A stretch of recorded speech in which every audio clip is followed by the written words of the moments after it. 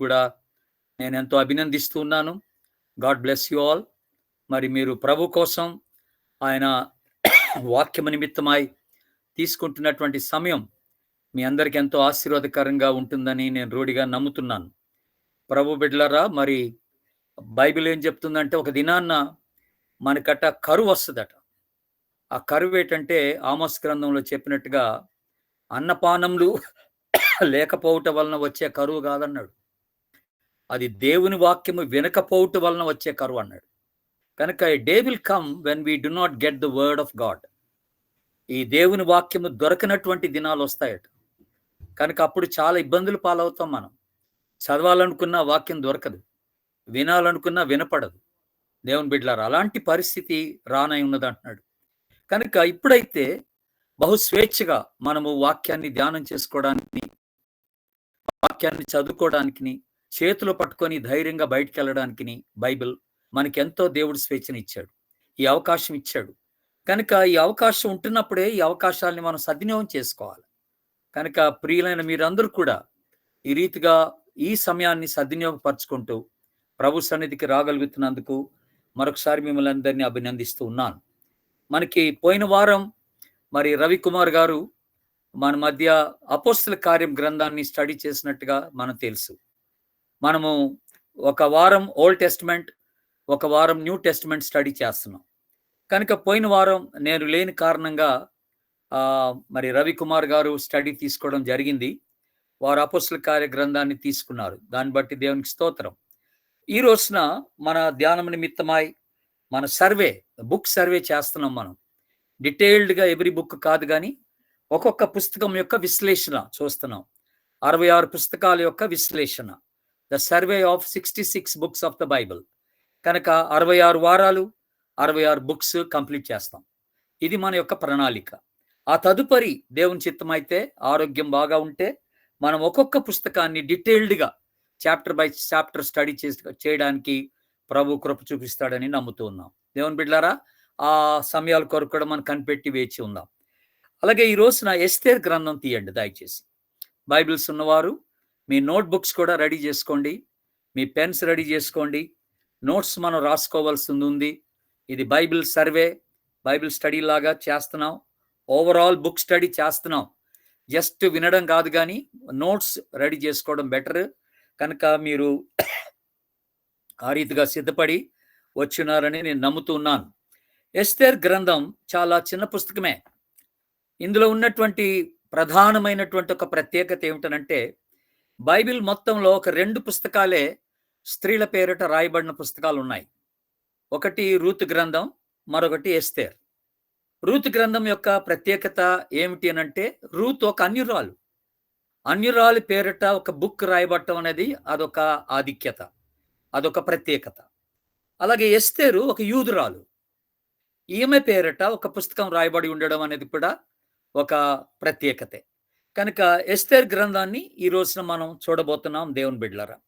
అయితే ఈ ఎస్తేర్ అనే మాటకి అర్థం మామూలుగా అయితే నక్షత్రము అంటాం. స్టార్ అనేటువంటి ఒక అర్థం ఉంది ఈ మాటకు. యాక్చువల్గా ఈ బబులోను దేవత ఒక పేరుంది, బబులోను దేవతకు. ఆ బబులోను రాజ్యంలో ఉన్నటువంటి దేవతల్లో ఒక దేవత పేరు ఏంటంటే ఇష్తార్ అని ఉంది. ISHTAR అంటారు. ఇష్తార్ అనేటువంటి ఒక దేవత పేరు అనమాట. అక్కడ ఆ పేరులో నుండి వచ్చిందనమాట ఈ ఎస్తేర్ అనేటువంటి పేరు కూడాను. అది గుర్తుపెట్టుకోవాలి. తర్వాత పర్షియన్ వర్డ్ ఇది. ఇంకొకటి ఏంటంటే, ఇది పర్షియా దేశానికి చెందినటువంటి ఒక మాట.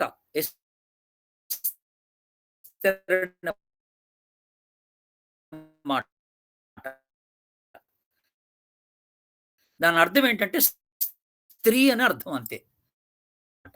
రెండవది ఏంటనంటే, ఒక స్త్రీ అనే పదాన్ని ఒక మాటకి అర్థంగా ఇచ్చాడు. పర్షియన్ వర్డ్ అనమాట అది. స్టారా అనేటువంటి మాట. పర్షియన్ వర్డ్ ఏంటంటే స్టారా అంటారు. అంటే స్టారా అనేటువంటి పదం ఇవ్వబడింది. దానికి అర్థం ఏంటంటే జస్ట్ స్త్రీ అని చెప్పబడింది అనమాట. అయితే దేవుని బిడ్డలారా, ఒకటి మీరు గమనించాలి. మనం ఇంతకు ముందు ధ్యానం చేసుకున్నట్టుగా, మన ఈ యూదులు ఎప్పుడైతే వాళ్ళు బబులోను చెరలో 70 సంవత్సరాలు ఉన్నారు, వాళ్ళకి పిలుపు ఇవ్వబడింది. యెరూషలేంకి వెళ్ళి మళ్ళీ మీరు పడిపోయినటువంటి ఆ గోడలు లేకపోతే ద్వారాలు కట్టుకోవచ్చు అని అక్కడ సెలవు ఇవ్వబడినప్పుడు చాలా మంది యూదులు వెళ్ళిపోయారు. యెరూషలేంకి వెళ్ళిపోయారు. ఆశ్చర్యం ఏంటంటే కొంతమంది యూదులు అక్కడే ఉండిపోయారు బబులోనులో. అక్కడే ఉండిపోయినటువంటి యూదుల్లో ఈ ఎస్తేర్ ఒకతనమాట. అలాగే మొర్దెకై. మొర్దెకై ఒకడు ప్రధానమైనటువంటి క్యారెక్టర్స్ మనకు కనపడతారు. మిగిలిపోయిన వాళ్ళనమాట అక్కడ. వీళ్ళు వెళ్ళకుండా ఆగిపోయారు. యాక్చువల్‌గా వీళ్ళు యూదా ప్రాంతానికెళ్ళాలి. యెరూషలేం గాకుండా నార్త్ సైడ్ ఉన్నటువంటి యూదా ప్రాంతానికి వెళ్ళవలసినటువంటి వారు వెళ్ళకుండా అక్కడే ఆగిపోతారన్నమాట. షూష అన్నటువంటి ఆ సిటీలో ఆగిపోతారు. షూషన్ పట్టణము అని ఉంటది ఇక్కడ. మనం ఎస్తేర్ గ్రంథం చదివేటప్పుడు. ఈ షూషన్ అంటే ఏంటిది? అంటే పురాతనమైనటువంటి పారసీక రాజ్యానికి ఇది ముఖ్య పట్టణం అన్నమాట. షూష అన్నటువంటి సిటీ. సూసా అంటారు ఇంగ్లీష్‌లో అయితే. సూసా అనేటువంటి సిటీ ఇది పర్షియన్ ఎంపైర్‌కి క్యాపిటల్ సిటీ అన్నమాట. పారసీక రాజ్యానికి ఇది ముఖ్యమైనటువంటి పట్టణంగా ఉంటుందని మనం జ్ఞాపకం చేసుకుంటున్నాం. కనుక ఇప్పుడు మనం అర్థం చేసుకోవాల్సింది ఏంటంటే ఇక్కడ బబులోనులోనే ఈ సూసా అన్నటువంటి పట్టణంలో మరి మొర్దెకై ఉన్నాడు, ఎస్తేర్ ఉంది. ఇంకా కొంతమంది యూదులు కూడా ఇక్కడ మిగిలిపోయినట్టుగా మనము చూస్తా వస్తున్నాం అన్నమాట ఈ పుస్తకంలో. తర్వాత ఈ బుక్ అంతట్లో చాలా చిన్న పుస్తకం అని చెప్పాను మీకు. ఈ బుక్ అంతట్లో కూడా ప్రధానమైనటువంటి క్యారెక్టర్స్ ఒక 5 క్యారెక్టర్స్ కనపడతాయి. ప్రధానమైనటువంటి వ్యక్తులు ఒక 5గురు వ్యక్తులు మనకు కనపడతారు. అందులో మన మెయిన్ హీరోయిన్ ఎవరంటే ఎస్తేరే. ఆ తదుపరి మొర్దెకై. ఆ తదుపరి యూదులు ఒక గుంపుగా మనకు కనపడతారు. ఆ తదుపరి హామాను. హామాను ఒక ఇంపార్టెంట్ క్యారెక్టర్‌గా ఈ పుస్తకంలో మనం చూడొచ్చు. ఆ తదుపరి ఇంకొక ప్రధానమైనటువంటి వ్యక్తి ఎవరంటే అక్కడున్నటువంటి పారసీక దేశపు రాజే అహర్షరోసు. అహర్షరోసు అనేటువంటి రాజు ఒక ప్రధానమైనటువంటి క్యారెక్టర్‌గా మనకు కనపడతాడు దేవుని బిడ్డలారా. అయితే ఈ పుస్తకం చదువుతున్నప్పుడు మీకు వెంటనే అర్థమవుతున్నటువంటి ఒక విషయం ఏంటంటే ఈ హామాను యూదులకు ఒక శత్రువుగా ఉండిపోతున్నట్టుగా కనపడతాడు. యూదుల యొక్క నాశనాన్ని చూడటానికి ఇష్టపడే వ్యక్తిగా కనపడతాడు. ఏ ఎందుకని ఈ హామాను అలా తయారైపోయాడు? యూదులకు ఎందుకు ఆయన శత్రువుగా తయారయ్యాడంటే మీరు సంఖ్యాకాండంలోకి వెళ్ళిపోవాలి. సంఖ్యాకాండం ఒకవేళ మీరు 24 అధ్యాయం చూస్తేనండి, రాసుకోండి కావాలంటే. సంఖ్యాకాండం 24 అధ్యాయము అక్కడ 7వ వచనంలో ఒక మాట రాయబడి ఉందండి. 7th verse. The book of numbers verse 7. అతని సంతతి బహు జనముల యొద్ద నివసించును. అతని రాజు అగగు కంటే గొప్పవాడగును. అతని రాజ్యము అధికమై నదగును అనుంది ఇక్కడ. ఇక్కడ ఇక్కడ ఉన్నటువంటి రాజుని గురించి మాట్లాడుతూ అండి ఈ అమాలేకీయుల రాజు యొక్క డిసెండెంట్స్ అన్నమాట వీళ్ళంతా. ఆ అమాలేకీయుల రాజు నుండి వచ్చినటువంటి వారు అగగు అనేటువంటి మాట ఇక్కడ జ్ఞాపకం చేశారు. సో అగగులో నుంచి వచ్చినటువంటి వాడు వీళ్ళందరూ ఎవరంటే యాక్చువల్‌గా ఈ అమాలేకీయులు అనగానే మనకు గుర్తొస్తుంది ఏంటంటే ఇశ్రాయేలుకి శత్రువులు వీళ్ళు. సో ఆ కుటుంబానికి చెందిన వాడే హామాన్ అన్నమాట. మొదటి సమూయేలు గ్రంథంలో కూడా మీరు 15వ అధ్యాయము 8వ వచనంలో మీరు చూస్తేనండి అక్కడ కూడా మీరు ఒక మాట రాయబడి ఉంది ఏంటంటే మొదటి సమూయేలు 15వ అధ్యాయం 8వ వచనం అమాలేకుల రాజైన అగగు ప్రాణంతో పట్టుకొని జనులందరినీ కత్తి చేత నిర్మూలము చేసెను అనే మాట ఇక్కడ ఉంటది. కనుక ఎందుకు ఈ మాట చెప్తున్నా అంటే హామాను యాక్చువల్‌గా ఈ అమాలేకీయుడు అన్నమాట బేసిక్‌గా. ఆ యొక్క సంతానం నుంచి వచ్చినటువంటి వాడు. కనుక ఈ అమాలేకీయులందరూ కూడా యూదులకు కానీ, ఇశ్రాయేలుకి కానీ శత్రువులుగా ఉండిపోయారు ఎప్పటికి. గాడ్స్ పీపుల్‌కి they become enemies to God's people అనే మాట మనం జ్ఞాపకం చేసుకుంటున్నాం. కనుకనే ఇతడు ఇక్కడ ఉన్నప్పటికీ హామాన్ ఇక్కడ ఉన్నప్పటికీ ఒక ప్రధానమైన వ్యక్తిగా ఈ యొక్క రాజ్యంలో ఉన్నప్పటికీ ఆయన యూదుల యొక్క నాశనాన్ని ఆయన చూడటానికి ఇష్టపడినటువంటి వాడిగా మనకు కనపడుతున్నాడు. ఆయన చేసినటువంటి పన్నాగాలన్నీ కూడా ఈ ఎస్తేర్ గ్రంథంలో బాగా వివరించబడ్డట్టుగా మనం చూస్తాం దేవుని బిడ్డలారా. తర్వాత ఈ పుస్తకంలో ఉన్నటువంటి ఇంకొక గొప్ప ప్రత్యేకత ఏమిటనంటే ఈ పుస్తకం అంతట్లో కూడా మనం అన్ని అధ్యాయాలు చదివితే ఇవ్వబడినటువంటి 10 అధ్యాయాలు ఈ పుస్తకంలో ఇవ్వబడిన 10 అధ్యాయాలు చదివితే ఎక్కడ కూడా దేవుని పేరు ఉండదు. దేవుడు అనే మాట కనపడదు మనకి. బట్ ఆశ్చర్యం అదే దేవుడు అనే మాట కనపడదు కానండి దేవుడు వెనుకుండి పనిచేసినట్టుగా ఉంటుంది అనమాట. వెనుకొండి పనిచేస్తున్నట్టుగా ఉంటుంది ఈ పుస్తకం అంతట్లో. అంటే దీని ఇంగ్లీష్‌లో చక్కని మాట మనం మాట్లాడుకోవచ్చు. దీన్ని ఏం చెప్పొచ్చు అంటే God's name was not mentioned but God was not absent అనే మాట. దేవుని పేరు చెప్పబడలేదు కాదండి. చెప్పబడలేదు గానండి దేవుడు లేకుండా లేడు ఈ పుస్తకంలో. దేవుడు లేకుండా అయితే లేడు. కనుక అదృశ్యంగా దేవుని యొక్క కార్యం, దేవుని యొక్క సన్నిధి, దేవుని యొక్క బలం గ్రంథం చదివే ఆ యూదుల పక్షమున దేవుడు ఎలాగ నిలబడి కార్యం చేస్తూ వచ్చాడో ఇవన్నీ కూడా మనం చక్కగా చూడొచ్చని మీకు జ్ఞాపకం చేస్తా ఉన్నా. తర్వాత ఇంకొక ప్రత్యేకత, ఈ పుస్తకంలో ఉన్నటువంటి ప్రత్యేకత ఏంటంటే, మనం భారతీయులందరూ గర్వించటానికి ఉన్నటువంటి ప్రత్యేకత ఏంటంటే, మొదటి అధ్యాయం మొదటి వచనంలోనే మన ఇండియా పేరు ఇక్కడ రాయబడింది బైబిల్‌లో. దేవునికి స్తోత్రం. మన ఇండియా పేరు బైబిల్‌లో రాయబడింది ఎక్కడరా అంటే, ఇది ఎస్తేరు గ్రంథంలోనే రాయబడింది. మొదటి అధ్యాయం మొదటి వచనంలోనే అహర్షరోషు దినములలో జరిగిన చర్యల వివరము అని చెప్తూ, హిందూ దేశం మొదలుకొని కూషు దేశం వరకు 127 సంస్థానములు అహర్షరోషు ఏరెను అని ఉంటది అక్కడ. 127 సంస్థానములు ఆయన కింద ఉన్నటువంటి కొన్ని ప్రావిన్సెస్ అన్నమాట ఇవన్నీ కూడా. వీటన్నిటిని కూడా ఆయన ఏలినాడు. ఎక్కడి నుంచి అంట, భారతదేశం మొదలుకొని హిందూ దేశం మొదలుకొని కూషి దేశం వరకు అనే మాట మనం జ్ఞాపకం చేసుకుంటున్నాం దేవుని బిడ్డలారా. అంటే దీని అర్థం ఏంటంటే, ఇక్కడ మనం గుర్తుపెట్టుకోవాల్సింది, మనకెంతో దేవుడు ప్రాముఖ్యత ఇచ్చాడు. మన దేశానికి ఎంతో ప్రాముఖ్యత ఇచ్చాడు. ప్రపంచంలో ఎన్నో గొప్ప గొప్ప దేశాలు, మరి రిచ్ కంట్రీస్ ఉన్నాయి. ఎంతో ఆస్తి కలిగినటువంటి, హోదా కలిగినటువంటి, పేరు ప్రఖ్యాతలు గాంచినటువంటి దేశాలు ఉన్నప్పటికీ ఆ దేశాల పేరు మరి ఇక్కడ మరి ప్రస్తావించకుండా చాలా మరి చిన్నదైనటువంటి మన దేశాన్ని ప్రభు జ్ఞాపకం చేసుకున్నాడంటే, భారతీయులమైనటువంటి మనం, ముఖ్యంగా భారత విశ్వాసులమైనటువంటి మనం ఎంతో గర్వించాలి, ఎంతో దేవునికి మనం స్తుతులు చెల్లించవలసినటువంటి వారమై ఉంటున్నామని కూడా నేను ఇక్కడ ప్రధానంగా నేను మీకు జ్ఞాపకం చేస్తూ వస్తున్నాను. దేవుని బిడ్డలారా, మొదటి అధ్యాయం చూడండి. ఎస్తేరు గ్రంథంలో మొదటి అధ్యాయము 3వ వచనాన్ని ఒకసారి మనం జ్ఞాపకం చేసుకుందాం. అక్కడ 3వ వచనం, తన ఏలుబడి యందు అహర్షరోషు చేసిన పని ఇది. తన ఏలుబడి యందు, ఫస్ట్ చాప్టర్ 3rd verse, తన ఏలుబడి యందు 3వ సంవత్సరంన తన అధిపతులందరికీ సేవకులకును విందు చేయించెను అనుంది ఇక్కడ. చూసారండి, ఇక్కడ ఏం మాట్లాడుతున్నాడంటే, మొట్టమొదటిగా ఇక్కడ రాజట ఓ గొప్ప విందు చేయించాడట. గొప్ప విందు. ఎవరిని పిలిచాడు? అధిపతులను పిలిచాడు, సేవకులను పిలిచాడు, పరాక్రమశాలను పిలిచాడు, గనులను పిలిచాడు, సంస్థానాధిపతులను అందరిని పిలిచేశాడు. ఈ గొప్ప విందు తయారు చేశాడు. ఈ విందులో ఉన్నటువంటి ప్రత్యేకత ఏమిటనంటే, మీరు 4వ వచనం చూడండి. ఈ విందులో ఉన్న ప్రత్యేకత ఏమిటో మీకు కనపడుతుంది. అతడు తన మహిమగల రాజ్యం యొక్క ఐశ్వర్య ప్రభావములను, తన మహాత్యాశయ ఘనతలను అనేక దినములు, అనగా 180 దినములు కనపరచను. What a statement it is. అటు అసలు ఈ ఫీస్ట్ అండి, ఆయన ఏర్పాటు చేసినటువంటి విందు ఎందుకట, తన గొప్పతనాన్ని చాటించుకోవడానికి. అదే రాశాడు ఇక్కడ, తన ఐశ్వర్యమును, తన మహిమగల రాజ్యం యొక్క గొప్పతనాన్ని, ఆయన మహాత్యాశయాన్ని తెలియచేసుకోవడానికి కోసమట ఎన్ని దినాలు ఈ విందు చేశాడటండి? దాదాపుగా 180 దినములు విందు చేశాడట. అది ఎంత గొప్ప ప్రత్యేకత అంటే, ఈ విందు ఎన్ని ఎన్ని ఎన్ని రోజులు నడిచిందండి? ఎన్ని నెలలు నడిచింది? 6 నెలలు విందు జరిగింది. Can you imagine? ఒక రాజుగారు విందంటే మామూలుగా ఒక్క విందే చాలా వైభవంగా ఉంటది. ఆ విందంటే ఎన్నెన్ని రకాలైనటువంటి వంటకాలు చేస్తారు రాజుగారి విందంటే. మరి అలాంటిది ఇంతమంది అధిపతులను అందరిని పిలుచుకొని 120 సంస్థానంలో నుండి అధిపతులను, మరి అక్కడ ఉన్నటువంటి అధికారులను, ఆయన సేవకులను, పరాక్రమశాలులను, వీళ్ళందరినీ కూడా, గనులను పిలుచుకొని, ఇంపార్టెంట్ పీపుల్ అందరిని పిలుచుకొని కూడా పెద్ద ఫీస్ట్ ఏర్పాటు చేశాడు అనమాట.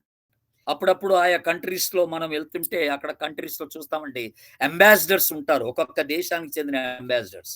ఫర్ ఎగ్జాంపుల్, ఇప్పుడు మన అంబాసిడర్ అమెరికాలో ఉన్నాడు అనుకోండి, భారత దేశ అంబాసిడర్ అమెరికాలో ఉంటే, ఈ అంబాసిడర్ కొన్నిసార్లు ఏం చేస్తాడంటే, అక్కడ ఉన్నటువంటి గనులకు, ఇంపార్టెంట్ వ్యక్తులకు, లీడర్స్ కి ఒక ఫీస్ట్ ఏర్పాటు చేస్తాడనమాట, ఒక బ్యాంకెట్ ఏర్పాటు చేస్తాడనమాట. దాన్ని బ్యాంకెట్ అంటాం మనం. ఆ బ్యాంకెట్ లో ఆయన చేసేది ఏంటంటే, ఈ గనులందరినీ, గొప్ప గొప్ప నాయకుల్ని, అధికారులందరిని పిలిచి అతడు వాళ్ళకి విందు చేస్తాడనమాట. అది ఏంటంటే, జస్ట్ తను ఉన్నానని చెప్పుకోవడానికి కోసమే, వేరేదేం లేదు అక్కడ. నేను ఒక అంబాసిడర్ గా మీ దేశంలో ఉన్నాను రా బాబు అని తెలియజేసుకోవడానికి కోసం, అప్పుడప్పుడు కాస్త అందరి గుర్తులోకి రావడానికి, అందరి మనసులోకి రావడానికి విందు చేస్తాడు. ఇక్కడ అహర్షరోషు రాజు అయితే తన గొప్పతనాన్ని చాటించుకోవడానికట 6 నెలలు విందు చేశాడట. దేవుని బిడ్డారా, what a feast it is. దేవుని బిడ్డారా, ఇది ఒక గొప్ప ప్రత్యేకత ఇక్కడ మనం చూస్తున్నాం. ఏ రాజు కూడా ఇన్ని నెలలు విందు చేసినట్టుగా మనకు తెలియదు. కానీ ఇక్కడ అహర్షరోషు రాజు అయితే మరి ఇన్ని నెలలు, 6 నెలలు, 180 రోజులు విందు చేసి తన ఘనతను చాటించుకున్నాడంట. ఇక ఆ తర్వాత మనం ఈ పుస్తకంలోకి వస్తే, ఎస్తేర్ గ్రంథంలోకి వస్తే అండి, మెయిన్ థీమ్ ఏంటి? ఈ ఎస్తేర్ పుస్తకం యొక్క మెయిన్ థీమ్ ఏంట్రా అంటే, ద డెలివరెన్స్ ఆఫ్ జ్యూస్. అదొకటే మనం పెట్టుకోవాలి. యూదుల యొక్క విమోచన అని రాసుకుంటే సరిపోతుంది. అదే ప్రధానమైనటువంటి అంశంగా ఇక్కడ కనపడతా ఉంటది మనకి. మనం ఏ చాప్టర్ చదివినా గూడా ఎస్తేర్ గ్రంథంలో. ఏమిటంటే యూదుల యొక్క విమోచన. The deliverance of juice. ఇందులో కొన్ని ప్రధానమైనటువంటి ఒక 4 మనకి మూల వాక్య భాగాలు 4 ఉన్నాయి ఈ పుస్తకంలో. ఒకటి 2వ అధ్యాయం చూడండి దయచేసి. 2వ అధ్యాయము 15వ వచనం. 2వ అధ్యాయం 15వ వచనం. మొర్దెకై తన కుమార్తెగా స్వీకరించుకొనిన తన పినతండ్రి అయిన అబీహైలు కుమార్తెగు ఎస్తేరు రాజునొద్దకు వెళ్ళుటకు వంతు వచ్చినప్పుడు, స్త్రీలను కాయు రాజు యొక్క షండుడైన హేగే నిర్ణయించిన అలంకారము గాక ఆమె మరి ఏమీయూ కోరలేదు. ఎస్తేరును చూచిన వారందరికిని ఆమె యందు దయ పుట్టెను. ఒక అనుకోని రీతిగా ఇక్కడ దేవుడు ఆమె పట్ల ఆ ఫేవర్, దయ అంటున్నాడు. She found the favour of many people in that Kingdom. ఆ రాజ్యములో, ఆ రాజ్య ఆస్థానములో అనేకమైనటువంటి అధికారుల దగ్గర కూడాను ఎస్తేరట అండి, ఆమె దయ పొందినదై ఉండెను అనే మాట మనం జ్ఞాపకం చేసుకుంటున్నాం. కనుక ఇది ఒక ప్రధానమైనటువంటి మూల వాక్యంగా మనం తీసుకోవాలి మొట్టమొదటిగా. 2వ మూల వాక్యం మనకి ఎక్కడ కనపడుతుందంటే, ఇది కూడా మనందరికి బాగా పరిచయమైన మాట. ఇది 4వ అధ్యాయం 14వ వచనం 2వ మూల వాక్యం. ద కీవర్డ్స్ అంటున్నాం మనం. కీవర్డ్స్ 4వ అధ్యాయం 14వ వచనం. నీవు ఈ సమయమందు ఏమీ మాట్లాడక మౌనంగా ఉన్న ఎడల యూదులకు సహాయము విడుదలయు మరొక దిక్కు నుండి వచ్చును గాని నీవును నీ తండ్రి ఇంటి వారును నశించుదురు. నీవు ఈ సమయమును బట్టియే రాజ్యమునకు వచ్చితివేమో ఆలోచించుకొనుమని చెప్పను. చూసారండి, ఇక్కడ మొర్దెకై ఎస్తేరుకి సెలవిస్తున్నాడు. అమ్మాయి, నువ్వు ఇక్కడ ఉన్నది ఓ ప్రత్యేకమైన ఉద్దేశంతో నువ్వు ఇక్కడ ఉన్నావు, గుర్తుపెట్టుకో. దేవుడు నిన్ను ఒక ప్రత్యేకమైన ఉద్దేశంతో నిన్ను ఏర్పరచుకొని ఈ యొక్క రాజాస్థానంలో తీసుకొచ్చాడు. యూదులకు విమోచన నీ ద్వారానే కలగవలసి ఉంటుందేమో గుర్తు చేసుకో. దేవుని యొక్క ప్రణాళికకి అడ్డుపడబాక. ఒకవేళ నువ్వు కాదంటే దేవుని యొక్క సహాయం, దేవుడు సహాయం మరొక దిక్కు నుండి తీసుకొస్తాడు, గుర్తుపెట్టుకో. ఇది దేవుడు నీకు ఇచ్చినటువంటి అవకాశం అని చెప్పి మొర్దెకై ఎస్తేరుకి జ్ఞాపకం చేస్తున్నాడు అనమాట దేవుని బిడ్డలారా. ఇది ఒక మూలవాక్యంగా మనం తీసుకోవాల్సినటువంటి వాక్యం అని మీకు జ్ఞాపకం చేస్తున్నాను. ఆ తర్వాత 6వ అధ్యాయం 13వ వచనం. 6వ అధ్యాయం 13వ వచనం కూడా అది మూలవాక్యంగా మనం తీసుకోవాల్సినటువంటి మాట అని మీకు జ్ఞాపకం చేస్తున్నాను. హామాను తనకు సంభవించినంతయు తన భార్య అయిన జెరెషుకును తన స్నేహితులందరికీ తెలపగా, అతని యొద్దనున్న జ్ఞానులు భార్య అయిన జెరెషును ఎవని చేత నువ్వు అధికార నష్టం కలుగుతున్నదో ఆ మొర్దెకై యూదుల వంశపు వాడైన ఎడల అతని మీద నీకు జయము కలగదు, అతని చేత అవశ్యముగా చెడిపోదు అని అతనితో అనిరి. చూసారండి, ఇక్కడ మొర్దెకైకి వచ్చినటువంటి ఒక హెచ్చరిక, ఒక వార్నింగ్ కూడా ఇక్కడ మనం గమనిస్తున్నాం. ఆయన పదే పదే అనేక పర్యాయములు యూదుల యొక్క నాశనాన్ని, యూదుల యొక్క మరణాన్ని చూడటానికి ఇష్టపడినటువంటి వాడు. కానీ తనకు వార్నింగ్ గా వస్తుంది, నువ్వు మొర్దెకైని తట్టబాక అబ్బాయి, మొర్దెకైని ముట్టుకోబాక రబ్బాయి, నీకు నాశనం వస్తుంది, దేవుడు నిన్ను చెడిపేస్తాడు, జాగ్రత్త అని చెప్పి అక్కడ ఒక హెచ్చరికగా అతనికి ఇవ్వబడినట్టుగా మనం చూస్తున్నాం. ఆ తర్వాత 7వ అధ్యాయం 3వ వచనం కూడాను మనకి ఒక ప్రధానమైనటువంటి వచనంగా ఇక్కడ మనకి కనపడతాం. ఏంటది? అప్పుడు రాయనేని ఎస్తేరిలాగా ప్రత్యుత్తరం ఇచ్చాను, రాజా, నీ దృష్టికి నేను దయ పొందిన దాన్ని నేను ఎడల రాజువైన తమకు సమ్మతి అయితే నా విజ్ఞాపన బట్టి, నా ప్రాణమును, నా విన్నపమును, నా మనవిని బట్టి నా జనులను నాకు అనుగ్రహింపబడుదురుగాక అన. ఇక్కడ తాను యూదుల పక్షమున ఎంత రిస్క్ తీసుకుని ఎస్తేరు రాజాస్థానంకి వెళ్ళి మనవి చేస్తుందో ఆ మనవి కూడా మనకి ఇక్కడ చాలా క్లియర్ గా కనపడుతున్నట్టుగా ఉంది దేవుని బిడ్డలారా. కనుక ఇది కూడా ఒక ప్రధానమైనటువంటి మూలవాక్యంగా మనం తీసుకోవాల్సినటువంటి వాక్య భాగం అని నేను మీకు జ్ఞాపకం చేస్తున్నాను. ఇది గుర్తుపెట్టుకోండి. ఇక ఈ పుస్తకంలో 10 అధ్యాయాలు ఉన్నాయండి. ఈ 10 అధ్యాయాలు మనం 3 భాగాలుగా క్లుప్తంగా మనకు అర్థం అవడానికి 3 భాగాలుగా విభజించవచ్చు. మొదటి అధ్యాయం 1వ వచనం నుండి 2వ అధ్యాయం 18వ వచనం వరకు అక్కడ ఎస్తేరు వస్తీ స్థానాన్ని తీసుకుంటున్నటువంటి సందర్భం. ఆ వస్తీ అన్నటువంటి మునుపటి ఆ రాణి ఆమె పర్మిషన్ లేకుండా రాజాస్థానానికి వెళ్ళినందుకు ఆమె చంపబడతది. కనుక ఆమె స్థానంలో ఎస్తేరు సెలెక్ట్ చేయబడతదనమాట. కనుక అక్కడ ఆ ఎస్తేరు యొక్క రిప్లేస్‌మెంట్ అనేది మనం చూస్తున్నాం. అంటే వస్తీ యొక్క రిప్లేస్‌మెంట్ ఎస్తేరు ద్వారా జరిగింది. కనుక అది ఆ 2వ అధ్యాయం 18వ వచనం వరకు మనం చూస్తాం. ఆ తదుపరి 2వ అధ్యాయం 19వ వచనం నుండి 7వ అధ్యాయం 10వ వచనం వరకు 7వ అధ్యాయం 10వ వచనం వరకు మనం చూస్తే అక్కడ హామాను మీద మొర్దెకై యొక్క విజయాన్ని మనం చూస్తాం. హామాను ఎంత ప్రయత్నం చేసినా యూదులకి వ్యతిరేకంగా మరి మొర్దెకై ఆలోచించినటువంటి ఆలోచనని బట్టి, మొర్దెకై చేసినటువంటి ప్రణాళికను బట్టి, ప్లాన్‌ని బట్టి మొర్దెకై గెలుస్తున్నట్టుగా మనం గమనిస్తూ ఉన్నాం. కనుక ది మొర్దెకైస్ ఓవర్‌కమింగ్ మొర్దెకై ఓవర్‌కమింగ్ హేమన్ అనే మాట మనం చూస్తున్నాం. హామాను మీద మొర్దెకై యొక్క విజయాన్ని మనం చూస్తామనమాట. 2వ అధ్యాయం 19 నుండి 7వ అధ్యాయం 10వ వచనం వరకు. ఆ తదుపరి 8వ అధ్యాయం మనకి మొదటి వచనం నుండి ఇక 10వ అధ్యాయం వరకు కూడా మనకున్నదేంటంటే ఈ ఈ యొక్క హామాను యొక్క కుట్ర నుండి యూదులందరూ కూడా విడిపించబడి రక్షింపబడడం అన్నమాట. హామాను కుట్ర నుండి యూదులందరూ కూడా విడిపించబడి రక్షింపబడినటువంటి ఆ కార్యము ఈ ఈ 8వ అధ్యాయం 3 అధ్యాయాల్లో మనకు వివరించబడతది. 8, 9, 10 అధ్యాయాలు. ఈ 3 అధ్యాయాల్లో చాలా బ్యూటిఫుల్‌గా వివరించబడ్డట్టుగా మనం చూస్తున్నాం దేవుని బిడ్డలారా. కనుక ఈ రీతిగా బేసిక్‌గా ఒకవేళ డివిజన్ మనం చేసుకోదలిస్తే ఈ రీతిగా చేసుకోవచ్చని మీకు జ్ఞాపకం చేస్తున్నాను. ఎస్తేరు గురించి చదివేటప్పుడండి నాకు ఇంకొక వ్యక్తి కూడా గుర్తొచ్చాడు. అదేంటంటే యోసేపు. ఇక్కడ ఎస్తేరు ఎలాగో అక్కడ యోసేపు అలాగే మనకు ఆదికాండంలో కనపడతాడు యోసేపు.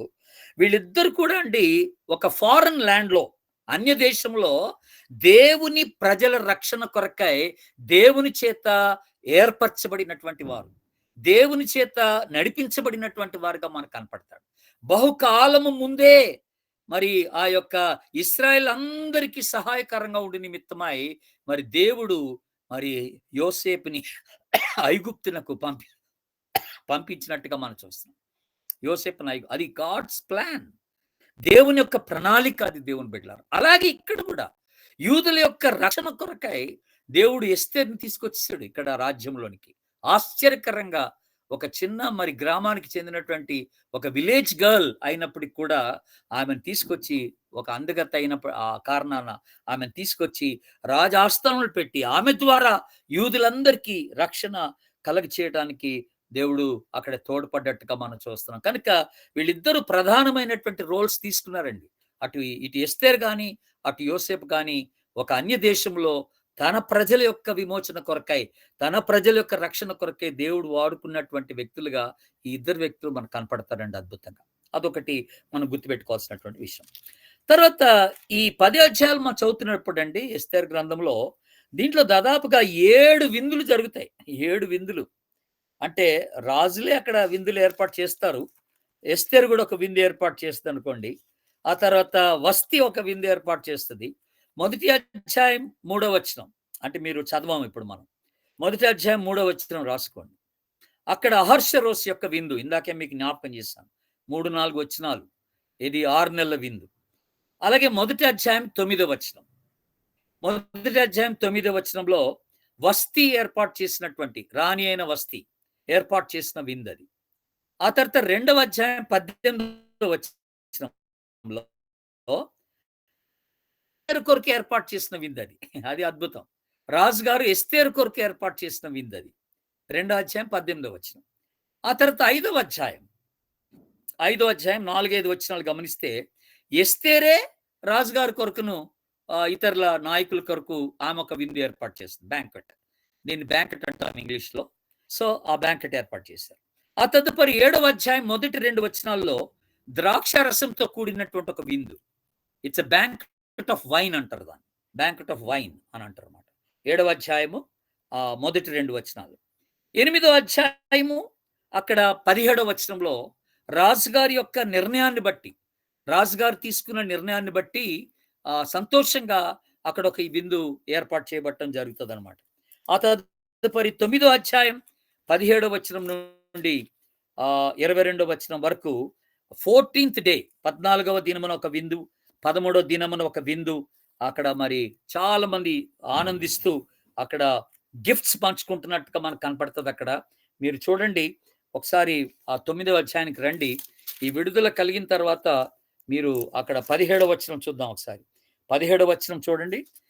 9వ అధ్యాయం 17వ వచనంలో 14వ దినమందు వారు నెమ్మది పొంది విందు చేసుకొనుచు సంతోషముగా ఉండిరి.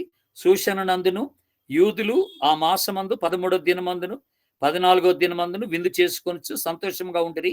కాబట్టి ప్రాకారములు లేని ఊళ్ళలో కాపురమున్న గ్రామస్తులైన యూదులు ఆదారు మాసం 14వ దినమందు సంతోషముగా ఉండి అది అది విందు చేయదగిన దినమును అనుకొని ఒకరినొకడు బహుమానములు పంచుకొనుచు వచ్చింది. So it's a very great day.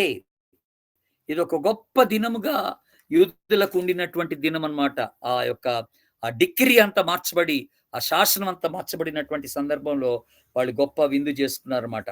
కనుక మనం గమనిస్తే దేవుని బిడ్డలారా, మోస్ట్ ఆఫ్ దిస్ బ్యాంకెట్స్ అంటే ఈ యొక్క విందులన్నీ కూడా ప్రధానంగా ఏంటంటే ఇవన్నీ కూడానండి ఒక ఒక కుట్ర పన్నడానికి ప్లాన్ చేసుకోవడానికి రాజుగారు ఏర్పాటు చేసిన విందు. ఇవన్నీ ప్లాన్ చేసుకోవడానికి యూదుల యొక్క కుట్ర కోసం, యూదుల్ని ఎట్లాగాని చంపడానికి కోసం వేసినటువంటి పన్నాగాలుగా మనకు కనపడతాయి. ఎక్సెప్ట్ ఎస్తేరు చేసిన విందు కానీ లేకపోతే వేరే విందు కానీ మనం చూస్తే మిగతా అన్ని కూడా అలాగే మనకు కనపడతాయి అన్నమాట. కనుక ఇక్కడ గుర్తుపెట్టుకోవాల్సింది ఏంటంటే యూదులు ఉన్నారు అక్కడ, బందీలుగా ఉన్నారు. ఉండి హామాను యొక్క చేతి కింద నలిగిపోయారు బాగా. హామాను వాళ్ళ యొక్క నాశనం చూడటానికి ఇష్టపడ్డారు. హామాను ఎవరికి సాదృశ్యంగా ఉన్నాడంటే సాతానికే. కనుక ఆ యూదుల యొక్క నాశనాన్ని చూసేవాడు సాతానుడు అన్నమాట. పదే పదే కుట్ర పన్ని దేవుని ప్రజల యొక్క నాశనాన్ని చూసేవాడు ఎవడంటే సాతానుడు అనే మాట మనకి జ్ఞాపకం చేయబడుతున్నటువంటి మాట. దేవుని బిడ్డలారా, మరి ఇక్కడ కూడా మనం ఒకసారి కొలస్సీ పత్రికలోకి రండి దయచేసి. కొలస్సీ పత్రికలో ఒక చక్కని మాట మనం జ్ఞాపకం చేసుకుందాం. దీనికి సంబంధించినటువంటి ఒక మాట. కొలస్సీ పత్రిక 2వ అధ్యాయం చూడండి దయచేసి. 2వ అధ్యాయం 14-15 వచనాలు చదువుతున్నాను. అంటే 13, 14, 15 కలిపి ఉన్నాయి మనకి తెలుగు బైబిల్లో. చూడండి ఇక్కడ ఏమనుందంటే, మరియు అపరాధము వలనను శరీరమందు సున్నతికి పొందక యునుట వలనను మీరు మృతులై ఉండగా దేవుడు వ్రాతపూర్వకముగా ఆజ్ఞల వలన మన మీద రుణముగా మనకు విరోధముగా నుండిన పత్రములు మేకులతో సిలువ కొట్టి దాని మీద చేతి వేసను అని ఉంటది అక్కడ. కనుక చేతి రాతను తుడిసివేసను అన్న మాట చూస్తాం. కనుక మనకి ఆ యొక్క ఆ పత్రాన్ని, మనకి విరోధముగా రాయబడినటువంటి ఆ రుణముగా ఏర్పరచబడినటువంటి పత్రాన్ని తుడిపడేశాడట. అట్లాగే ఇక్కడ కూడా మరి రాజుగారిని ఎలాగలాగా మభ్యపెట్టి హామాను యూదులందరి నాశనము కొరకై ఆయన ఒక డిక్రీ, ఒక శాసనం రాయించి పెట్టేశాడు. కానీ దేవుని మహాకృపలో ఆ శాసనం అంతా కొట్టివేయబడింది. ఆ శాసనం అంతా కొట్టివేయబడ్డట్టుగా చూస్తాం. దానికి కారణం ఏంటి? దానికి కారణం ఏంటండి? ఎస్తేరు గ్రంథానికి రండి ఇప్పుడు మళ్ళీ ఒకసారి. దానికి కారణం ఏంటంటే చూడండి, 4వ అధ్యాయం ఎస్తేరు గ్రంథం 4వ అధ్యాయం. దానికి ఒక బలమైన కారణం ఉందండి అక్కడ. 4వ అధ్యాయం 16వ వచనం. ఎస్తేరు గ్రంథం 4వ అధ్యాయం 16వ వచనం చూడండి ఒకసారి.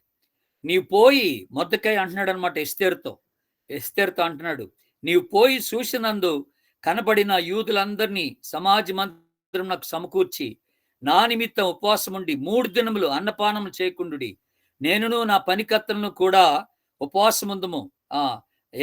ఎస్తేరు మొర్దెకైతో చెప్తుంది అనమాట ఈ మాట. మరి నేనును నా పనికత్తులందరూ ఉపవాసం ఉంటాం. ప్రవేశించుటకు న్యాయ వ్యతిరిక్తముగా ఉన్నను నేను రాజు నద్దకు ప్రవేశించదును, నేను నశించెదను అన్నాను. ఎంత గొప్ప మాట అండి ఇది. కనుక ఇక్కడ కారణం ఏంటి? 3 దినాల ఉపవాస ప్రార్థన వీళ్ళ విడుదలకు దోహదపడిందని మనం జ్ఞాపకం చేసుకుంటాం. 3 దినాల ఉపవాస ప్రార్థన వీళ్ళ విడుదలకు దోహదపడింది. At the same time the risk that Esther has taken, Esther తీసుకున్నటువంటి ఆ రిస్క్ ప్రమాదకరమైనటువంటి ఒక నిర్ణయం తీసుకుంది. ఆయన పర్మిషన్ లేకుండా, రాజుగారి పర్మిషన్ లేకుండా రాజాస్థానంకి వెళ్ళి అక్కడ ఆ శాసనాన్ని మార్చడం అంటే మాటలు కాదు అక్కడ. ఆయన గనుక ఆయన చేయి చాపితే మాత్రం అయిపోయినట్టే. ఆమె చావుకి గురైపోద్ది అనమాట దేవుని బిడ్డలారా. కనుక 2 పర్యాయములు 5వ అధ్యాయం మీరు రాసుకోండి. 5వ అధ్యాయం మొదటి 2 వచనాలు, అలాగే 8వ అధ్యాయం 3వ వచనం. ఈ 2 పర్యాయములు ఎస్తేరు రిస్క్ తీసుకుందండి రాజుగారి దగ్గరికి వెళ్ళటానికి. 5వ అధ్యాయం మొదటి 2 వచనాలు, ఆ తర్వాత 8వ అధ్యాయం 3వ వచనం కూడా తాను రిస్క్ తీసుకొని వెళ్ళినట్టుగా చూస్తున్నట్టుగా మనకు కనపడుతుంది దేవుని బిడ్డలారా. కనుక ఇక్కడ మెయిన్ కన్సర్న్, ఇక్కడ ఎస్తేరుకున్నటువంటి ఒక ప్రధానమైనటువంటి కన్సర్న్ ఏంట్రా అంటే, ఇక్కడ హామాను యొక్క నాశనం కాదు తనకున్నటువంటి కన్సర్న్ అండి. ఆ శత్రు నాశనం చేయాలనుకోవట్లేదు తను. తనకున్న కన్సర్న్ ఏంటంటే తన ప్రజలు విమోచింపబడాలి, తన ప్రజలందరూ రక్షింపబడాలన్నటువంటి ఒక ఆలోచనతోనే తను ఉండినట్టుగా మనం గమనిస్తున్నాం. కనుక ఎస్తేరులో కొన్ని ప్రధానమైనటువంటి లక్షణాలు మనం చూస్తాం. ఈ పుస్తకం అంతా చదివేటప్పుడు ఎస్తేరులో కొన్ని కొట్టొచ్చినటువంటి క్వాలిటీస్ మనకు కనపడతాయండి. ఆమె మొట్టమొదటిగా ఆమె కనపరిచినటువంటి క్వాలిటీ ఏంటంటే గాడ్లీ స్పిరిట్ కలిగినటువంటి ఆమె, దైవ ఆత్మను కలిగినటువంటి ఒక స్త్రీగా కనపడుతుంది. మీరు రాసుకోండి ఈ క్వాలిటీస్, దైవ ఆత్మను కలిగినటువంటి స్త్రీ అనే మాట. ఆ తర్వాత రెండవదిగా టీచబుల్ స్పిరిట్ కలిగినటువంటి స్త్రీ. టీచబుల్ స్పిరిట్ అంటే ఆమె నేర్చుకోదగినటువంటి ఆత్మ కలిగిన స్త్రీ అన్నమాట. ఏదైనా పాఠం చెప్తే నేర్చుకుంటారు. మొర్దెకై చెప్పిన దాన్ని పాటించింది. ఆమె రాణిగా ఉందని విర్రవీగలేదు.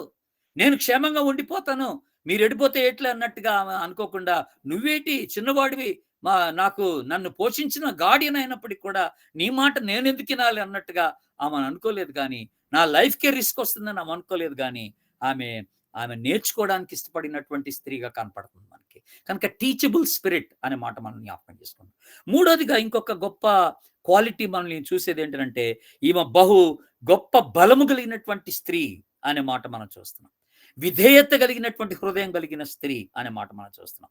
కనుక తన ప్రజల కొరకు రిస్క్ తీసుకోవడానికి, ప్రమాదానానికి ఆమె తను అప్పగించుకున్నటువంటి స్త్రీ, ఆమె ఎంతో తగ్గించుకున్నటువంటి స్త్రీ అని మనం చూస్తున్నాం. కనుక ఇన్ని లక్షణాలు ఈ యొక్క ఎస్తేరులో మనం చూస్తున్నామండి. తర్వాత ఇంకొక గొప్ప లక్షణం ఏంటంటే అన్సెల్ఫిష్, నిస్వార్థపరురాలు అనే మాట మనం జ్ఞాపకం చేసుకోవాలి.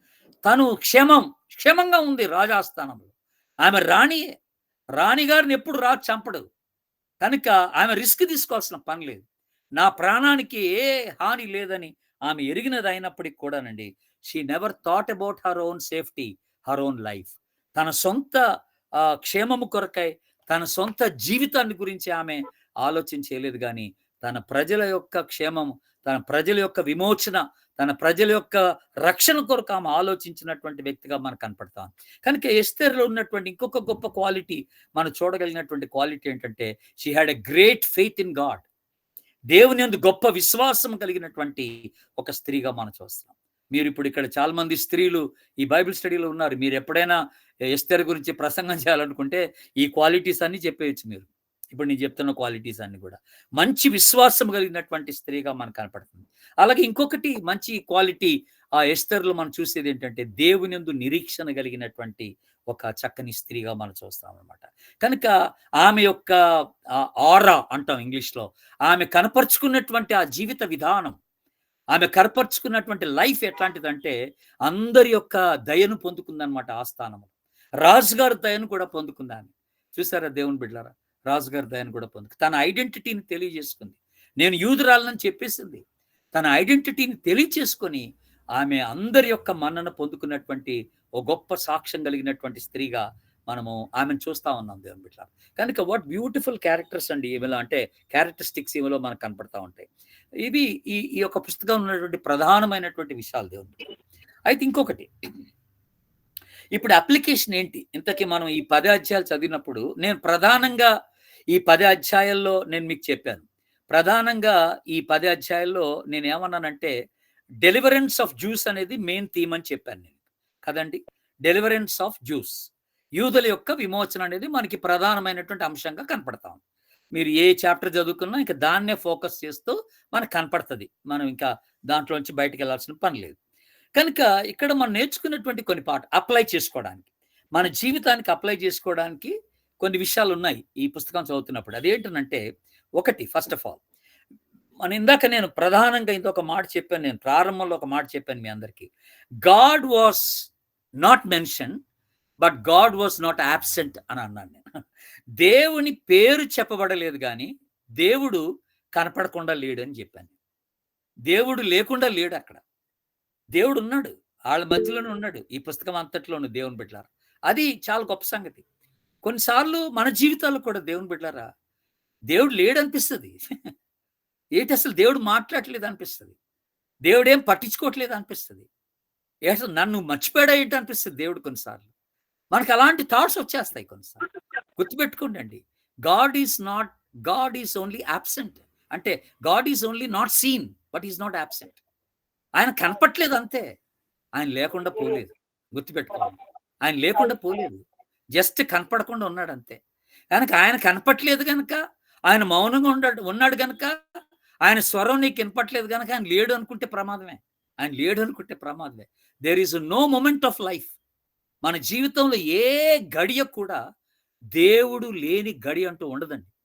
అది గుర్తుపెట్టుకోండి దేవుని బిడ్డలారా. ఈ రాత్రి వేళ మీరు ఏ స్థితిగతులు గుండా వెళ్తున్నారో నాకు తెలియదు కానీ, మనం నేర్చుకోవాల్సిన గొప్ప పాఠం ఏంటంటే, God is there with us, unseen presence of God. కనపడకుండా ఉన్నటువంటి దేవుని యొక్క సన్నిధి మన అందరితో ఉందని జ్ఞాపకం చేసుకోవాలి. Praise the Lord. దేవునికి స్తోత్రం. మన దేవుడు ఒక్కడే అదృశ్యంగా మనతో ఉండగలిగినటువంటి వాడు, ఆత్మస్వరూపిగా మనతో ఉండి ధైర్యాన్ని ఇచ్చి మన పరిస్థితులు చూస్తున్నటువంటి దేవుడని మనం గుర్తుపెట్టుకోవాలి దేవుని బిడ్డ. తర్వాత రెండవదిగా మనం నేర్చుకోవాల్సినటువంటి ఒక అప్లికేషన్ ఏంటంటే, ఇక్కడ మనం చేసుకోవాల్సిన అప్లికేషన్ ఏంటంటే, we can always trust God. ఎలాంటి పరిస్థితులైనా సరే ఈ దేవుని యందు మనం నమ్మిక ఉంచవచ్చు. ఈయన ఎప్పుడు మనల్ని వమ్ము చేయడు, మన విశ్వాసాన్ని వమ్ము చేయడు. అదే నమ్మారు ఇక్కడ. మొర్దెకై నమ్మింది అదే, ఎస్తేర్ నమ్మింది అదే, యూదులు నమ్మింది అదే. 3 దినాలు ఉపవాసం ఉండి ప్రార్థన చేశారు. ఈవెన్ ఇలాంటి క్లిష్ట పరిస్థితిలో రాజుగారు శాసనం రాసేసినప్పటికి కూడా అది లాస్ట్ మినిట్లో ఆ శాసనం మార్చగలిగినటువంటి గొప్ప రాజు అనుకున్నాడు, రాజులకు రాజు అనుకున్నాడు అని వాళ్ళు నమ్మేశారు. We can always trust God అనే మాట మనం జ్ఞాపకం చేసుకున్నాం ఈ పుస్తకం చదివేటప్పుడు దేవుని బిడ్డలారా. తర్వాత ఇంకొకటి మనం గుర్తుపెట్టుకోవాల్సింది ఏంటంటే, గాడ్ ఆల్వేస్ ఓవర్కమ్స్ ఈవిల్. ఎప్పుడు కూడా దుష్టుని మీద దేవుడు విజయాన్ని సాధిస్తాడు. హామాను దుష్టుడే, తన ప్రజలకు దేవునికి విరోధముగా ఎప్పుడు పన్నాగాలు వేస్తూ వచ్చినాడు. బట్ హామాన్ గెలవలేదు, ఎన్ని పన్నాగాలు వేసిన. సాతాండు కూడా గెలవడండి. సాతాండు మన పైన ఎన్ని పన్నాగాలు పన్నినా God will always take victory over him అనే మాట జ్ఞాపకం చేసుకుంటున్నాం. కనుక దేవుడే విజయాన్ని సాధిస్తాడు తుదకు అనే మాట. కనుక మనం గుర్తుపెట్టుకోవాల్సింది ఏంటంటే, ఇంకొకటి, God is the sovereign ruler అనే మాట.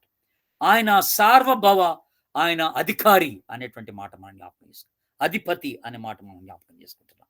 కనుక ఇంపార్టెంట్ థింగ్ ఏంటి ఇక్కడ? ఇంతకీ ఇంపార్టెంట్ థింగ్ మనం వీటన్నిటిలో నేర్చుకునేటువంటి ఒక ప్రధానమైనటువంటి విషయం ఏంటంటే, దేవుని బిడ్డలారా, మన పరిస్థితులకి దేవుని యొక్క హస్తానికి మధ్య మనము తీసుకునేటువంటి నిర్ణయం చాలా ఇంపార్టెంట్. మనం ఎదుర్కొంటున్న పరిస్థితులకి మన పైన ఉన్నటువంటి దేవుని హస్తానికి ఈ మధ్య మనం తీసుకునేటువంటి నిర్ణయాలు very important. Based on what? దేన్ని ఆధారం చేసుకొని మన నిర్ణయాలు తీసుకుంటున్నాం? విశ్వాసాన్ని పోగొట్టుకొని వేరే వాటి మీద ఆధారపడుతున్నామా? మనుషుల మీద ఆధారపడుతున్నామా? అధికారుల మీద ఆధారపడుతున్నామా? లేకపోతే నా దేవుడు నమ్మదగినోడు, లాస్ట్ మినిట్లో కూడా పరిస్థితిని తారుమారు చేయగలిగినటువంటి దేవుడని అలాంటి ఒక గొప్ప విశ్వాసంతో మనం ముందుకు వెళ్ళగలుగుతున్నామా లేదనేది ఆలోచన చేసుకోవాలి. అండ్ దెన్ ఫైనలీ ఇంకొక మాట ఇక్కడ మనం జ్ఞాపకం చేస్తాండి, God cared for his people as an unseen person. అదృశ్యంగా దేవుడు తన ప్రజల్ని కాపాడుతూ వచ్చాడు అనమాట. ఎంత చక్కని మాట! అదృశ్యంగా తన ప్రజల్ని కాపాడుతూ వచ్చాడు. ఎన్నో పర్యాయములు మనం ఇప్పుడు దేవుడు కనపడ్డు మనకు రోజు. But do you think God is absent? No. మన ప్రతి పనిలో దేవుడు మనతో ఉన్నాడు. కిచెన్లోకి వెళ్ళినప్పుడు దేవుడు ఉంటాడు, సూపర్ మార్కెట్కి వెళ్ళినప్పుడు ఉంటాడు, స్కూల్కి వెళ్ళినప్పుడు, కాలేజ్కి వెళ్ళినప్పుడు, ఆఫీస్కి వెళ్ళినప్పుడు, నువ్వు ఎక్కడ ఏ స్థితిగతులు గుండా నువ్వు ప్రయాణం చేస్తున్నా దేవుని సన్నిధి నీతో ఉంటుందని జ్ఞాపకం చేసుకో. అందుకని దావీదు చక్కని మాట అంటాడు, గాఢాంధకారపు లోయలో నేను సంచరించినను ఏ అపాయమునకు భయపడను, ఎందుకంటే నీవు నాకు తోడై ఉన్నావు అంటాడు. You are there. నీవు నాకు తోడై ఉన్నావు. ఎక్కడ? ఆ గాఢాంధకారపు లోయలో నీవు నాతో ఉన్నావు అంటాడు. కనుక there is no place, there is no situation where God is absent. దేవుడు లేకుండా ఉండేటువంటి ఏ పరిస్థితి లేదని నువ్వు జ్ఞాపకం చేసుకోవాలి దేవుని బిడ్డ. ఇది ఈ గ్రంథం అంతటి నుంచి మనం నేర్చుకోవాల్సినటువంటి గొప్ప సత్యాలు. అయితే దేవుని బిడ్డలారా, ఇక్కడ మీరు ఒక విషయం గమనించారు. 9వ అధ్యాయంకి రండి. ఇప్పుడు ఎస్తేర్ గ్రంథం 9వ అధ్యాయంలో ఒక చక్కని ఇంట్రెస్టింగ్ మాట ఇక్కడ రాయబడిన విషయాన్ని ఒకటి మీకు జ్ఞాపకం చేస్తాను. ఇక్కడ చూడండి, వీళ్ళు యూదులు అటండి, ఇప్పటికీ అంటే ఈ రోజు వరకు కూడానండి యూదులు ఏం చేస్తారంటే, ఈ పూరిము అనేటువంటి ఒక పండగ చేసుకుంటారు. ఈ పూరిం అనే పండగ రోజునట ఈ రోజు వరకు కూడాను యూదులు ఎస్తేర్ గ్రంథం చదువుతారంట. ఎస్తేర్ గ్రంథాన్ని చదువుకుంటారంట ఒకసారి ఆ పూరిం అనే పండుగ రోజున. అయితే ఇక్కడ బైబిల్లో రాయబడిన మాట ఏంటో మీకు జ్ఞాపకం చేస్తాను. చూడండి 9వ అధ్యాయము 24వ వచనం నుండి మనము 32వ వచనం వరకు ఇప్పుడు అంతా మనం చూడాల్సిన పని లేదండి. అక్కడ పూరు అని రాయబడి ఉంది. అంటే పూరు అనే మాట అంటే దాని అర్థం ఏంటంటే పూరు అంటే అది చీట్లు వేయడం అనమాట, లాట్స్ వేయడం అనమాట. పూరు అనేటువంటి మాట ఆ లాట్స్ వేసుకునేటువంటి దినం అనమాట. అది దేవుని బిడ్డలారా పూరీము అనబడెను. అంటే ఇక్కడ 26వ వచనంలో మనం చూస్తే అండి ఏమనుంది అక్కడ చూడండి. అక్కడట ఏం చేశారంటే సంహరింపవలనని యూదులు శత్రువగు హమోతాదు కుమారుడైన అగాగీయుడునగు హామానును యూదులను సంహరింపదలచి వారిని నాశనపరిచి 24వ వచనం నిర్మూలం చేయవలనని పూరు అని చీటి వేయించగా ఫైనల్ గా హామాన్ యొక్క డిస్ట్రక్షన్ మనం చూస్తున్నాం. హామాన్ యొక్క డిస్ట్రక్షన్, అగగు యొక్క డిస్ట్రక్షన్ ఇదంతా చూసేటప్పుడు వాళ్ళు చీటి వేసుకున్నారంట ఎలాగ చంపాలి ఏటని. ఆ పూరు అనేటువంటి దాన్ని వాళ్ళు అది గొప్ప పండుగగా చేస్తారన్నమాట. ఆ దినాన్ని పూరిము అనేటువంటి పండుగ అంటున్నాం దేవుని బిడ్డలారా. ఈ పూరిము అనే పండుగ ఈ రోజు వరకు కూడాను అది యూదుల్లో జరుగుతూ ఉంటుంది అనమాట. ఇస్రాయల్ దేశంలో యూదుల మధ్య జరుగుతుందట. అక్కడ వాళ్ళు ఏం చేస్తారంట ఆ రోజున ఎస్తేర్ గ్రంథాన్ని చదువుతారట. 8వ అధ్యాయం చూడండి. ఇప్పుడు ఇంకొక చక్కని మాట మీకు జ్ఞాపకం చేస్తాను. 8వ అధ్యాయము వెరీ వెరీ ఇంట్రెస్టింగ్ థింగ్ ఇది. నేను ఇది చదివినప్పుడు చాలా ఆశ్చర్యపోయాను. 8వ అధ్యాయం 17వ వచనం. 8వ అధ్యాయం 17వ వచనం. రాజు చేసిన తీర్మానమును అతని చట్టమును వచ్చిన ప్రతి సంస్థానమునందు ప్రతి పట్టణమందు యూదులకు ఆనందమును సంతోషమును కలిగెను. అది శుభదినమని విందు చేసుకొనిరి. మరియు దేశ జనులలో యూదుల ఎడల భయము కలిగెను గనుక అనేకులు యూదుల మతము అవలంబించిరి. దేవునికి స్తోత్రం. హల్లెలూయా, హల్లెలూయా. ఎంత గొప్ప సాక్ష్యంతో కూడిన ఒక స్టేట్మెంట్ అండి ఇక్కడ దేవుని బిడ్డలారా. ఏటట ఎప్పుడైతే రాజుగారు ఆ శాసనాన్ని మార్చేసి యూదులకు విమోచన కలిగిస్తూ గొప్ప శాసనం రాసి పెట్టాడో ఆ రోజున ఆనందం, యూదులకు వచ్చినటువంటి ఆనందం ఇంత అంత కాదట. కనుక ఆ రాజాస్థానంలో ఉన్నటువంటి ఆ యూదులు కాని వారందరూ ఈ విషయాన్ని తెలుసుకోరటండి. అసలు చాలా భయపడిపోయారట ఈ యూదులను చూసి. ఎందుకు భయపడ్డారట? వీళ్ళ దేవుడు గొప్పోడని. బాబాయ్ వీళ్ళు నమ్ముకున్న దేవుడు మామూలుడు కాడురా బాబాయ్. అలాగ భయపడిపోయాట అనేకులు యూదులను అవలంబించారు, యూదా మతాన్ని అవలంబించారు. What a challenging test money that is దేవుని బిడ్డ. ఈరోజు కూడా మన స్టాండ్స్ భారతదేశంలో అదై ఉండాలి. క్రైస్తవంగా కొన్ని పర్యాయంలో మనం చూపించే విశ్వాసం, మనం కనపరిచే నమ్మకం, మన జీవితం దేవుని బిడ్డలారా మన చుట్టూన్నటువంటి అన్యుల్ని ప్రేరేపించాలి. మన దేవుణ్ణి నమ్ముకోవడానికి, మన దేవునికి తమ జీవితాలు సమర్పించుకోవడానికి వాళ్ళందరూ కూడా అలాగా ముందుకు రావాలి. వాళ్ళు సమర్పించుకోవడానికి ముందుకు వచ్చేటట్టుగా మన జీవితాలు సవాలుకరంగా ఉండాలని మనకి జ్ఞాపకం చేయబడతా ఉన్నాయి. కనుక ఇంత గొప్ప చక్కని మరి ఈ బుక్ అంటే ఈ పుస్తకాన్ని దేవుడు ఒక యూదురాలి పేరట రాయించి పెట్టాడు. అక్కడ ఎన్నో గొప్ప పాఠాలు దేవుడు మనకి ఈ పుస్తకం ద్వారా బయలుపరుస్తూ ఉన్నాడు. వీటంతటిని బట్టి కూడా దేవునికే ఘనత మహిమ కలుగును గాక. God bless you all. Thank you so much. మళ్ళీ వచ్చే వారం మనం మరి రోమీలకు రాసిన పత్రికని మనం స్టడీ చేస్తాం. వీలైతే రోమీలకు రాసిన పత్రిక ఒకసారి మీరు చదువుకొని రండి. మీకు అర్థమవుద్దో లేదో కానీ జస్ట్ అయితే ఒట్టిగా చూసుకొని రండి. మనకి ఒక వారం రోజులు టైం ఉంది. God bless you. ఎవరికైనా ఈ రోజున మనం మాట్లాడుకున్న విషయాలు ఆశీర్వాదకరంగా అనిపిస్తే షేర్ చేసుకోండి. ఒక 2 నిమిషాలు మీకు టైం ఇస్తాను. అన్మ్యూట్ చేసి మాట్లాడొచ్చు. Good evening, uncle. I'm Janardhan, uncle. Babu, good evening, Janardhan. How are you, uncle? Good, Babu. How are you? I'm good, uncle. Thank you. I have a small question to you, uncle. God in the Old Testament gave certain rules and regulations of whom to marry and whom not to marry. But however, Esther married the king, who was a Persian king. Okay. So in God's government, is it allowed for a Jew to marry a Persian woman, which was allowed by God? Okay. No see the point is here మనం అర్థం చేసుకోవాల్సి. Can I speak in Telugu for the sake of others? Uncle no problem uncle, మాట్లాడొచ్చు.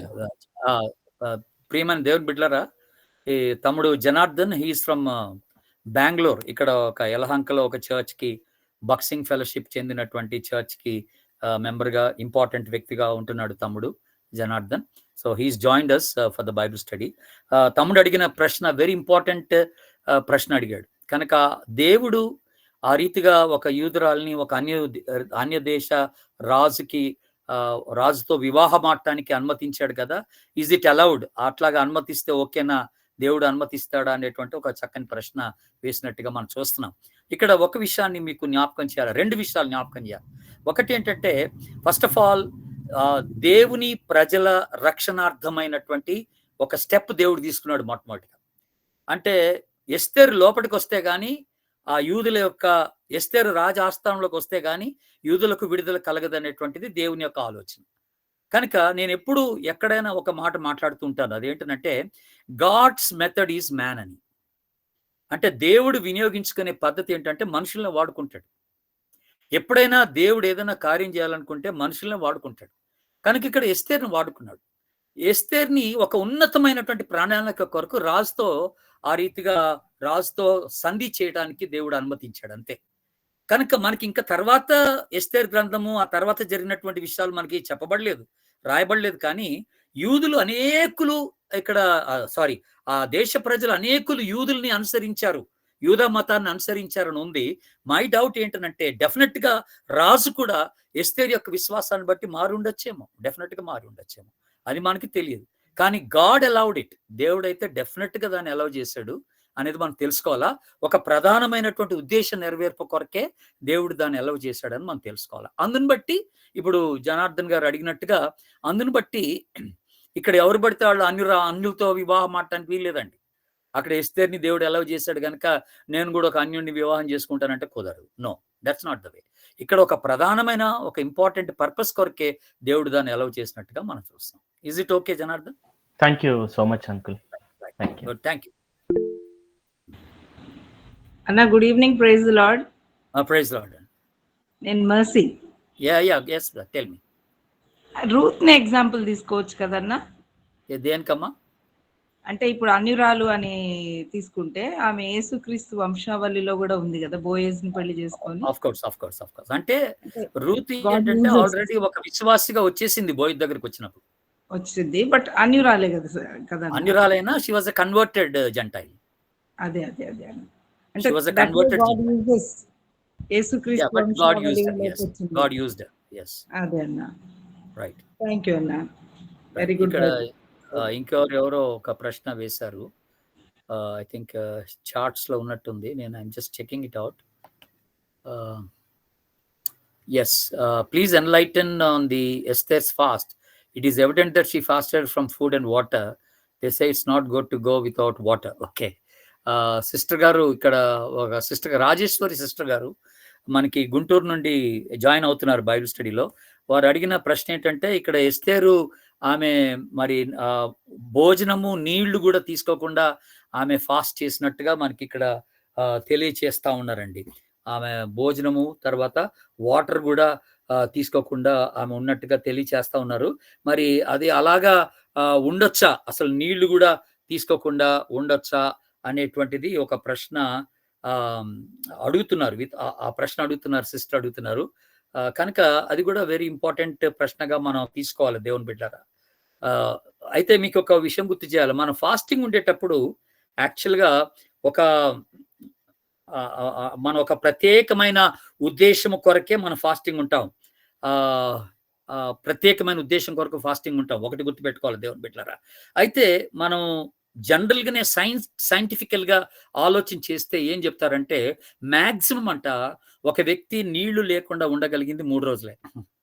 Absolute ఒక్క చుక్క కూడా నీళ్లు లేకుండా బ్రతకగలిగింది 3 రోజులే. ఆ తదుపరి కష్టమని. కనుక ప్రాబబ్లీ అందుని బట్టి కావచ్చేమో కరెక్ట్ గా వీళ్ళు 3 రోజులే ఉపవాసం ఉన్నారు. 3 రోజులు ఉపవాసం ఉన్నారు. That's what I would think. కాకపోతే ఇది ఒక మంచి ఉద్దేశంతో వీళ్ళందరూ ఉపవాసం ఉంటున్నారు గనుక, ఇక్కడ సిస్టర్ రాజేశ్వరి గారు, మీరు ఇంకోటి మనం గుర్తుపెట్టుకోవాల్సింది ఏంటంటే, ఇక్కడ ఆ పర్టిక్యులర్ ఉద్దేశం కొరకు వీళ్ళంతా ఉపవాసం ఉన్నారు గనుక, దేవుడు అధికమైన శక్తిని కూడా ఇవ్వడానికి ఛాన్స్ ఉంది.